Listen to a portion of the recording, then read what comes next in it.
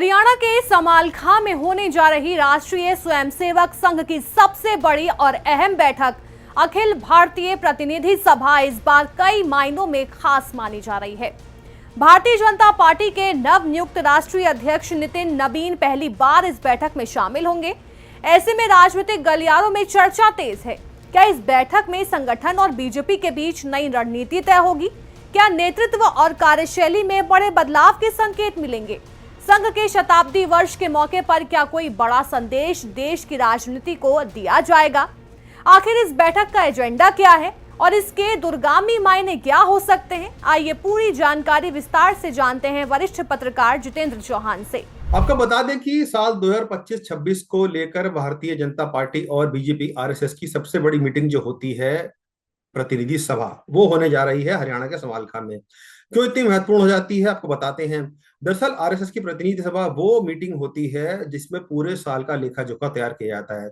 अभी 25 और 26 को लेकर बीजेपी और आरएसएस के तमाम जो कार्यक्रम रहे हैं, किस तरीके से देश भर में उन्होंने काम किया है, उसको डिस्कस करने के लिए मीटिंग रखी जाती है, जिसमें देश भर से आरएसएस के कार्यकर्ता, बीजेपी के कार्यकर्ता शामिल होते हैं।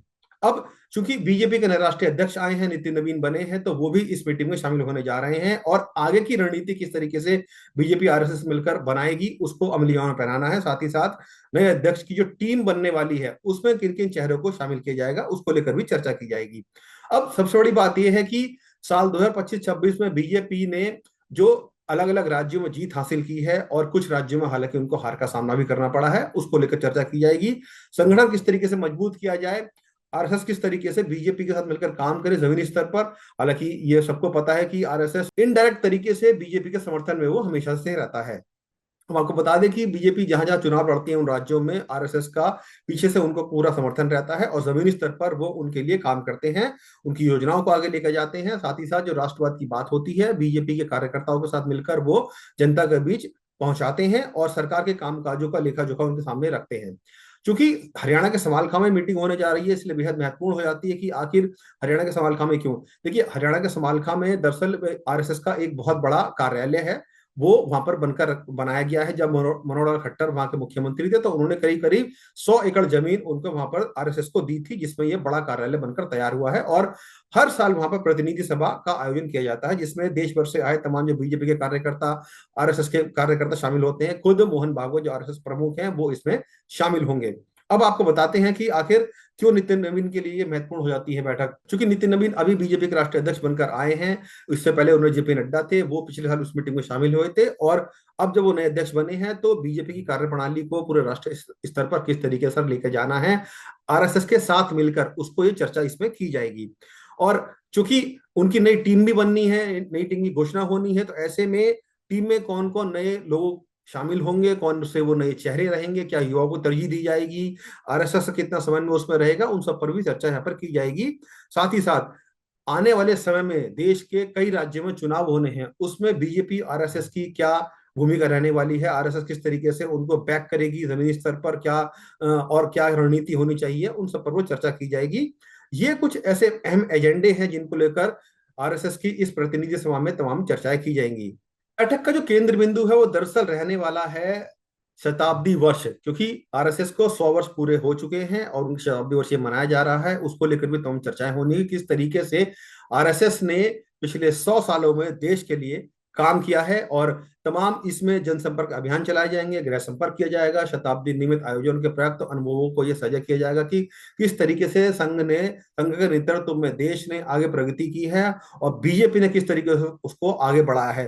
तमाम ऐसी जनचेतनाएं हैं जो जनमानस से जुड़ी रहती हैं, उनको लेकर आरएसएस लगातार काम करती रहती है जमीनी स्तर पर, उसको लेकर वो जनता के बीच जाएंगे। क्योंकि 100 वर्ष पूरे हुए हैं आरएसएस को लेकर और बीजेपी अब जब सत्ता में है तो कहीं ना कहीं दोनों किस तरीके से देश के लिए बहुत ज्यादा इंपॉर्टेंट है, किस तरीके से वो काम करते हैं और जनता के बीच में राष्ट्रवाद की जो बात है उसको लेकर जाते हैं, उसको आगे बढ़ते हैं, वो जनमानस तक कैसे पहुंचाई जाए, उसको लेकर भी इसमें चर्चा की जाएगी। प्रतिनिधि सभा का एक सबसे जो महत्वपूर्ण एजेंडा रहने वाला है वो रहने वाला है 2025-26 के दौरान किए गए कार्यों का लेखा जोखा। क्योंकि जिस तरीके से हमने देखा है कि तमाम जो प्रशिक्षण कार्य आरएसएस करती है, बीजेपी करती है, उनमें किस तरीके से कार्य योजनाएं बनाई जाती हैं, जो कार्यकर्ता होते हैं चाहे वो आरएसएस के हों, बीजेपी को हो, उनको किस तरीके से देश में काम करना है और बीजेपी को लेकर किस तरीके से जनता के बीच जाना है, उसको लेकर तमाम चर्चा की जाती है।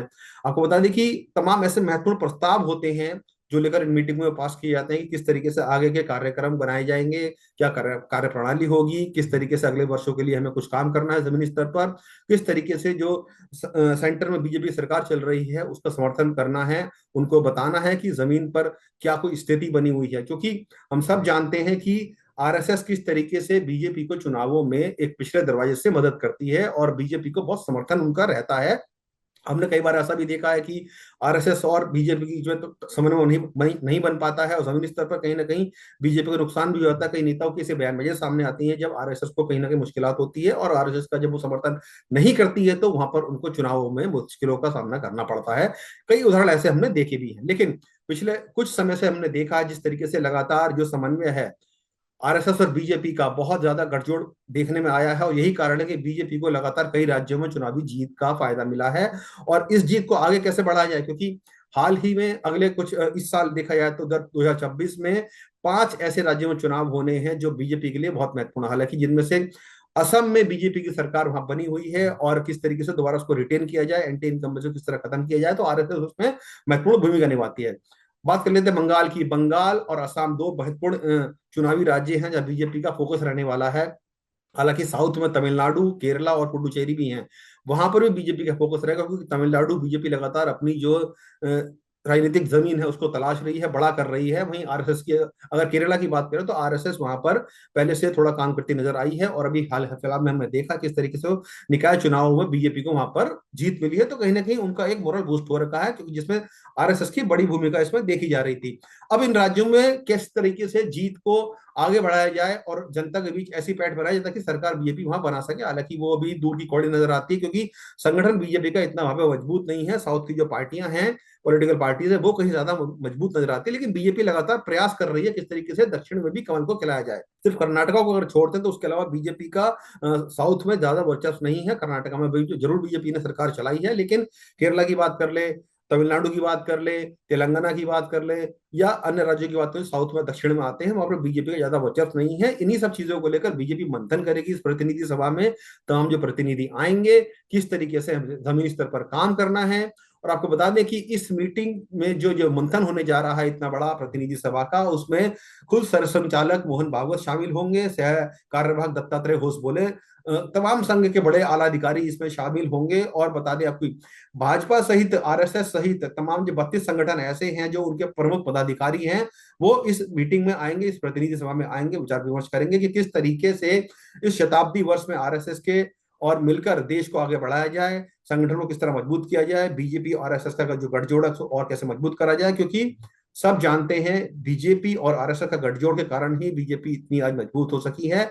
और इस प्रतिनिधि सभा में जब नितिन नवीन शामिल होंगे, नए राष्ट्रीय अध्यक्ष शामिल होंगे, तो उनकी टीम को लेकर भी चर्चा की जाएगी। साथ ही साथ संगठन किस तरह और मजबूत करा जाए, आगे बढ़ा जाए, उसको लेकर भी तमाम चर्चाएं की जाएंगी। तो ये कुछ इसमें क्रक्स है इस पूरी मीटिंग का, प्रतिनिधि सभा का, जो हमने आपको बताया है। उम्मीद आपको ये खबर अच्छी लगी होगी। इस तरह की खबरों के लिए आप लगातार जुड़े रहिए स्टेट के साथ। धन्यवाद।